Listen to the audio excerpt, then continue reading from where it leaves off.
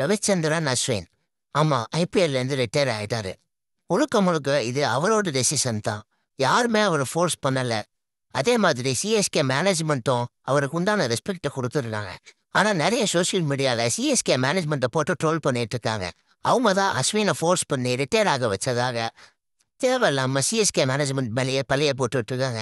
Even CSK fans கூட அப்படிதான் நினைச்சிட்டு இருக்காங்க.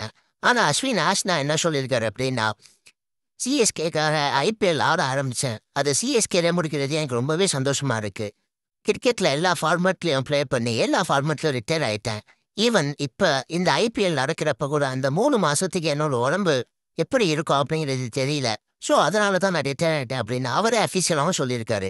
அப்படி இருந்தும் சிஎஸ்கேவை இன்னும் ட்ரோல் பண்ணிட்டு தான் இருக்காங்க. என்னதான் மற்ற டீம்ஸ்க்கு சிஎஸ்கே டீம் மேலே வன்மை இருந்தாலும் ஆனால் இந்த அளவுக்கு வன்மை இருக்கக்கூடாது. ஐபிஎல் நடக்கிற அந்த 3 மாசத்துலயும் என்னோட உடம்பு எந்த அளவுக்கு தாங்கும் அப்படின்னு எனக்கு தெரியல. அதனால தான் நான் ரிட்டையர் ஆனேன். அவரே அஃபிஷியலாகவும் சொல்லியிருக்காரு. ஈவன் இன்னொன்று என்ன சொல்லியிருக்காரு அப்படின்னா, இந்த ஏஜில் டோனி ஆடுறதும் அவர் ஃபேன்ஸ்க்காக ஆடிட்டு இருக்காரு. இந்த ஏஜில் பாடி எவ்வளவோ நிறைய அஃபெக்ட் ஆகும், அதெல்லாம் அவர் ஃபேன்ஸ்க்காக தான் பண்ணிட்டு இருக்காரு. சேம் எனக்கு அந்த ப்ராப்ளம்லாம் இருக்கு அப்படிங்கிற மாதிரி அவர் சொல்லியிருக்காரு. என்னதான் அவர் சைட்லேருந்து நிறைய கிளாரிஃபிகேஷன் கொடுத்தாலும் ஃபேன்ஸ் அதை அக்செப்ட் பண்ணிக்க மாட்டேங்கிறாங்க. சிஎஸ்கே மேலே தான் நிறைய ட்ரோலை போட்டுட்டு இருக்காங்க. ஈவன் சிஎஸ்கே ஆக்ஷனில் ரெய்னாவை வாங்காமல் அன்ஷோல்ட் ஆக்கி இப்படி தான் பண்ணாங்க. அந்த சிஎஸ்கே மேலே தான் நிறைய ட்ரோல் பண்ணிட்டு இருக்காங்க. ஈவன் அதை பற்றி ரெய்னா எதுவுமே சொல்லியிருக்க மாட்டார்.